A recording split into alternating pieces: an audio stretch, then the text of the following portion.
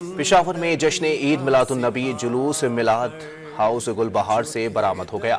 जुलूस किन रास्तों से होता हुआ कहां इख्तिताम पजीर होगा, इस बारे में जानते हैं वहां मौजूद डॉन न्यूज के नुमाइंदे जाहिद इमदाद से। जाहिद बताइएगा।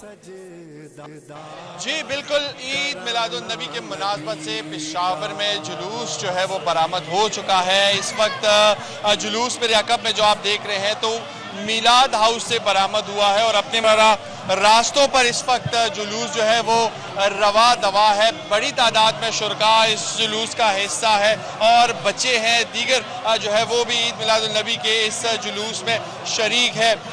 इसी के साथ ही जुलूस जो है अपने मुकर्रर रास्तों पर रवा दवा है। जुलूस मिलाद हाउस से मिलाद चौक और फिर वापस ही इधर इख्तिताम पजीर होगा। मजमूई तौर पर सिक्योरिटी के भी सख्त इंतजाम किए गए हैं। जुलूस को कवर करने के लिए पुलिस अकब और आगे दोनों जो है पुलिस जो जुलूस को है उसको प्रोटेक्शन दिए हुए है। इस वक्त जुलूस रवा दवा है, बड़ी तादाद में शुरका है वो जुलूस में शरीक है। जी बहुत शुक्रिया जाहिद अपडेट करने के लिए।